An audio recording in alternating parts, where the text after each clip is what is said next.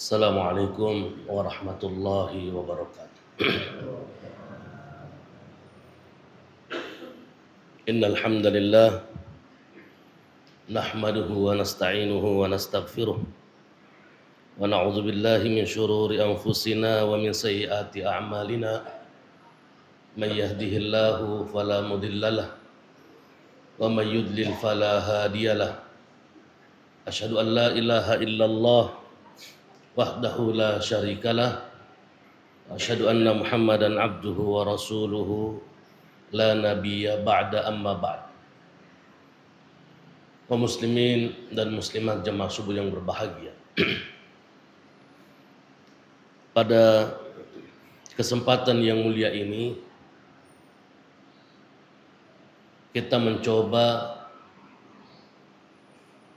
mentadabburi,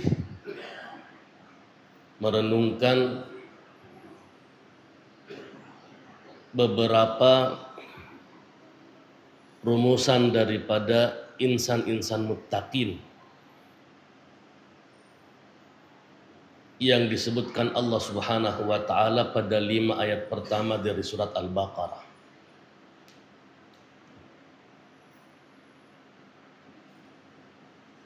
Menarik untuk kita renungkan bersama karena kita sekarang ini berada pada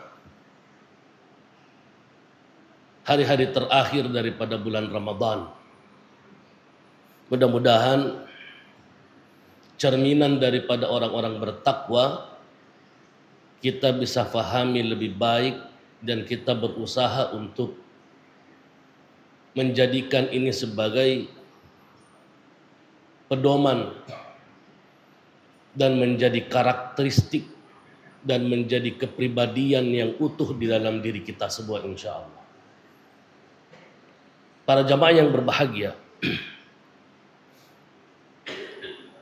Allah Subhanahu wa taala berfirman, Alif Lam Mim, Dzalikal kitabu la raiba fihi hudal lil muttaqin alladzina yu'minuna bil ghaibi wa yuqimunas shalah wa mimma razaqnahum yunfiqun walladzina yu'minuna bima unzila ilaika wa ma unzila min qablik wa bil akhirati hum yuqinun ulaika ala hudan min rabbihim wa ulaika humul muflihun.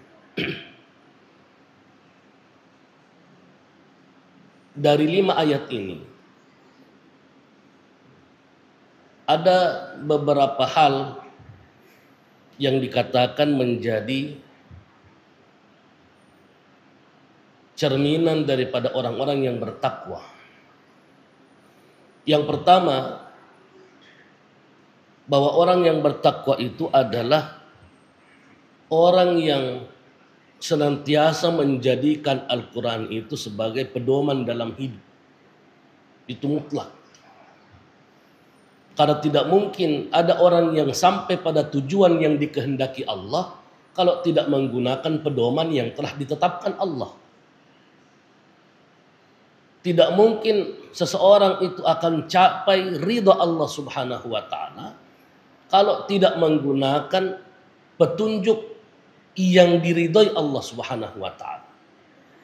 Sehingga kalau kita mengaku bertakwa kepada Allah, pedoman kita apa? Pedoman kita adalah Al-Qur'an.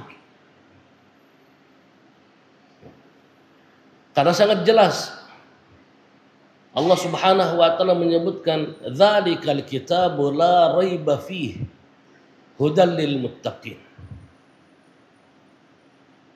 Di ayat lain Allah Subhanahu wa taala berfirman inna hadzal qur'ana yahdi lillati hiya aqwam. Inna hadzal qur'an yahdi lillati hiya aqwam. Sungguhnya Al-Qur'an ini menunjukkan pada jalan yang lurus. Jalan yang akan menyampaikan kita pada maksud daripada kehidupan ini. Jalan yang akan menyampaikan kita pada apa yang diinginkan dan dikehendaki Allah, bukan apa yang diinginkan oleh diri sendiri.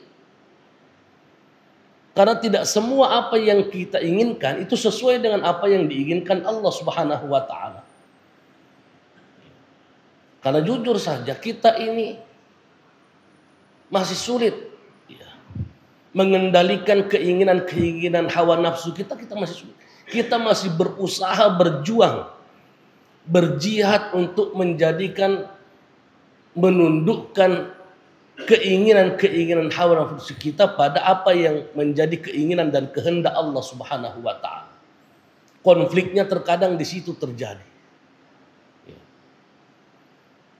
Apalagi kalau kita berbicara tentang nurut pada apa yang dikehendaki Allah Subhanahu wa taala di dalam Al-Qur'an.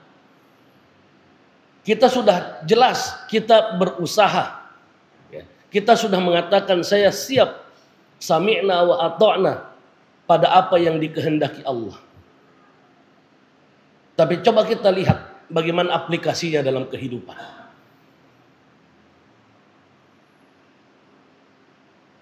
Sudah beranikah kemudian kita katakan sudah 100% kehidupan saya sesuai dengan petunjuk Allah dan Rasulnya? Jauh. Terkadang jujur saja kita katakan para jamaah yang dimuliakan Allah, kita terkadang dengan penuh kesadaran mengenyampingkan apa yang menjadi petunjuk Allah demi untuk mewujudkan apa yang menjadi keinginan diri sendiri. Maka tidak gampang yang namanya menjadi insan muttaqin, itu tidak gampang. Allah menyiapkan 1 bulan Ramadan ini untuk kemudian di akhir Ramadan Allah Subhanahu wa taala akan memberikan label takwa kepada mereka yang sukses. Karena berat. Makanya ketika Ali bin Abi Thalib radhiyallahu anhu ditanyakan tentang takwa, beliau mengatakan takwa itu al-amalu bit-tanzil. Salah satu karakternya adalah orang yang mengamalkan apa yang diwahyukan Allah Subhanahu wa taala kepada mereka.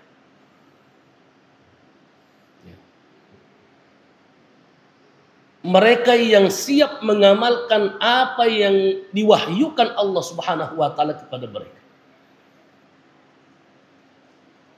Sekali lagi ini berat. Butuh mujahadah, butuh pembiasaan. Karena musuh kita itu banyak, terutama musuh yang ada di dalam diri kita sendiri. Jamaah yang dimuliakan Allah. Yang kedua, orang yang bertakwa itu mereka yang memiliki kepribadian berorientasi pada peningkatan iman. Berorientasi pada peningkatan iman. Kalau berpikir, pikirannya berorientasi pada peningkatan iman. Kalau beramal, amalannya berorientasi pada peningkatan iman. Karena mereka yakin dan sangat menghayati bahwa iman itu adalah hal yang fundamental dalam kehidupan. Itu intinya. Ya. Itulah yang membedakan antara Islam dan iman. Kalau iman berkaitan dengan akidah, keyakinan. Terutama pada hal-hal yang gaib. Alladzina yu'minuna bil gaib. Beriman kepada Allah, beriman kepada adanya surga dan neraka, beriman terhadap apa yang dijanjikan Allah, beriman pada kejadian-kejadian setelah wafat, beriman tentang adanya hari kebangkitan, yang itu semua adalah hal-hal yang gaib. Karena Allah Subhanahu wa taala memerintahkan kita untuk meyakini itu semua, disinilah iman itu berperan.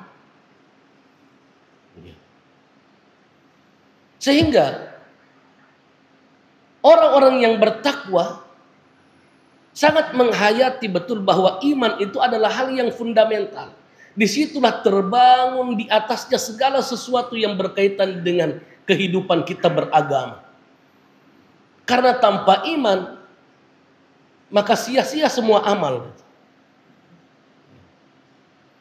Orang yang bertakwa menghayati betul bahwa iman itu adalah sumber kebahagiaan hidup. Tanpa iman tidak bahagia. Tanpa iman tidak bahagia. Kalau ada orang yang tidak beriman kemudian bahagia, bahagia palsu. Allah Subhanahu wa taala berfirman, "Man 'amila salihan min dzakarin aw unsa wa huwa mu'min falanuhyiyannahu hayatan thayyibah wa lanajziyannahum ajrahum bi ahsani ma kanu ya'malun." Siapa yang melaksanakan amal saleh, baik dari kalangan laki-laki ataupun perempuan, wa huwa mu'min, dan mendasari amal salehnya itu dengan iman kepada Allah Subhanahu wa taala, falanuhyiyannahu hayatan thayyibah. Kami akan berikan kepadanya hidup yang indah. Tanpa iman tidak bahagia. Tanpa iman hidup tidak indah. Jadi kalau kita beriman, semua indah kehidupan. Karena yang memberikan kebahagiaan Allah. Bukan mereka yang menciptakan kebahagiaan. Ketenangan jiwa itu adalah anugerah Allah. Ketenangan jiwa, ketentraman hati, kedamaian hati, ketenangan pikiran, itu semua adalah karunia dari Allah Subhanahu wa taala, bukan ciptaan manusia.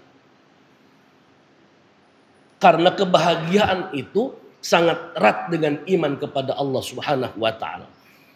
Orang yang bertakwa sangat menghayati bahwa iman itu adalah sumber keberkahan dalam kehidupan.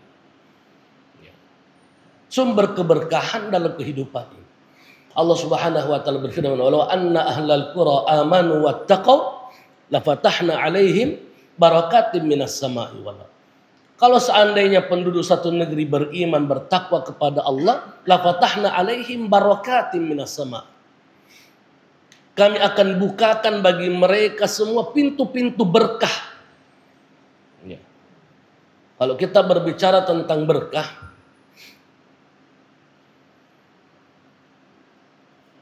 berkah itu sederhananya, berkah itu adalah bertambahnya kebaikan.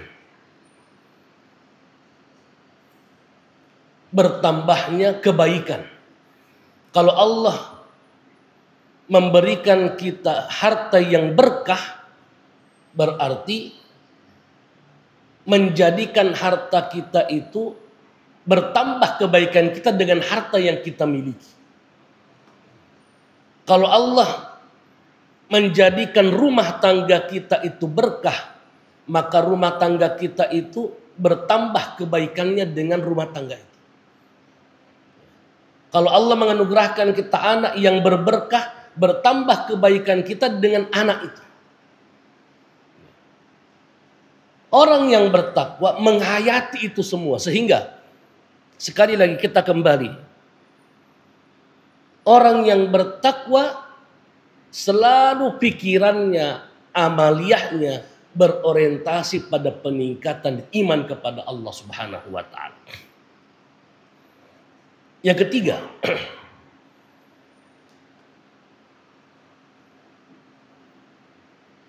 orang yang bertakwa selalu berpikir tentang peningkatan ibadah. Selalu berpikir tentang peningkatan ibadah.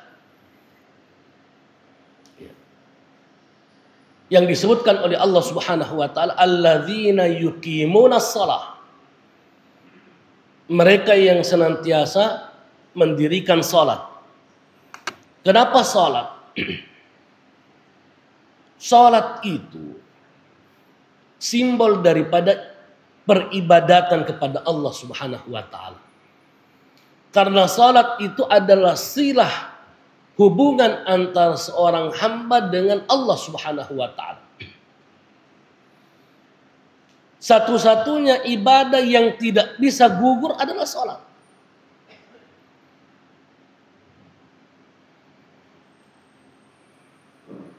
tidak bisa digantikan adalah sholat. Coba kita lihat ibadah-ibadah yang lain. Puasa wajib. Tapi ada kalanya puasa itu karena kondisi dan keadaan tertentu bisa digantikan dengan fidyah. Tidak perlu melaksanakan puasa tapi diganti dengan fidyah. Orang sakit misalnya, orang yang tidak mampu, fidyah. Wa 'alal ladzina yutiqunahu fidyatun ta'amu miskin. Zakat wajib. Tapi pada kondisi dan keadaan tertentu, orang Islam terkadang menjadi mustahiquz zakah. Yang berhak menerima zakat. Gugur. Haji. Allah Subhanahu wa taala mengatakan haji itu bagi mereka yang mampu. Yang tidak mampu tidak wajib haji. Tapi kalau sholat tidak. Sholat tidak bisa digantikan bagaimanapun kondisinya. Dalam keadaan sakit, ketika seorang sakit, sebisa mungkin dia memaksimalkan usahanya untuk menyempurnakan kondisi dan keadaannya di saat mereka melaksanakan ibadah sholat. Tidak bisa berdiri, duduk. Tidak bisa duduk dalam kondisi baring. Tidak bisa goyang, isyarat kepada Allah Subhanahu wa taala. Sehingga dikatakan ini adalah simbol peribadatan kepada Allah Subhanahu wa taala.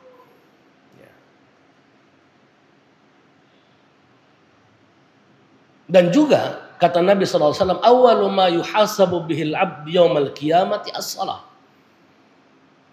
Hal yang pertama yang dihisab dari seluruh amalan-amalan seorang hamba adalah sholatnya. Ketika sholatnya sudah beres, itu sudah menjadi jaminan semua amalan-amalan yang lain itu dianggap beres. Tapi ketika sholatnya saja sudah bermasalah, itu sudah menandakan bahwa yang di belakangnya pun itu tidak akan beres. Sehingga ini menjadi barometer. Menjadi barometer kesalehan dan ketakwaan seseorang. Karena sudah tidak mungkin orang yang melalaikan salat, orang yang tidak perhatian terhadap ibadah salat, itu akan menjadi orang-orang yang bertakwa. Jauh dari kata takwa itu orang-orang yang menyepelekan terutama masalah salat. Karena ini sangat banyak kaum muslimin yang dimuliakan Allah Subhanahu wa taala. Kemarin saya sempat baca, tidak sampai 50% kaum muslimin di Indonesia itu melaksanakan sholat. Tidak sampai 50%. Ini musibah besar. Yang ternyata yang rajin sholat di masjid itu cuma 2%.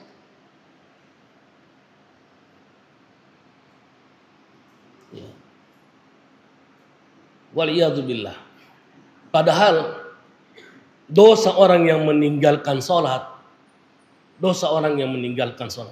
jauh lebih besar dosanya daripada pezina.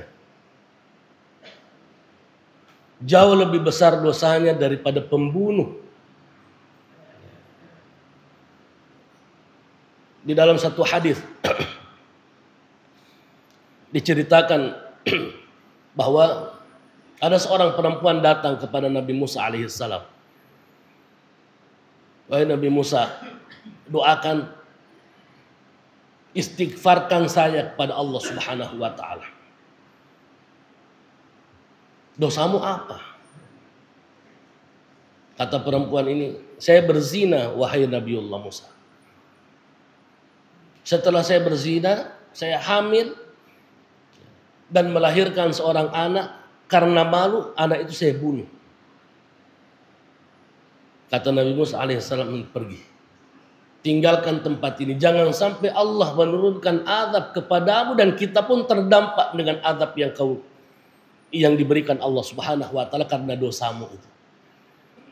Nah, perempuan tadi pun akhirnya pergi, munkasiratul qalb. Di dalam hadis disebutkan munkasiratul qalb, dengan perasaan sakit hatinya. Dia pergi meninggalkan Nabi Musa menangis. Seakan-akan sudah tidak ada lagi jalan bagi hidupnya ini. Tiba-tiba malaikat Jibril datang kepada Nabi Musa alaihissalam. Wahai Musa, maukah aku tunjukkan kepadamu orang yang jauh lebih besar dosanya daripada perempuan tadi? Kata Nabi Musa, adakah orang yang jauh lebih besar dosanya daripada dia, wahai Jibril? Bukankah tadi perempuan itu mengaku bahwa dia berzina, kemudian hamil, kemudian membunuh anak yang dilahirkan? Ada, kata Jibril alaihissalam. Siapa wahai Jibril? Orang yang jauh lebih besar dosanya daripada pezina dan pembunuh itu.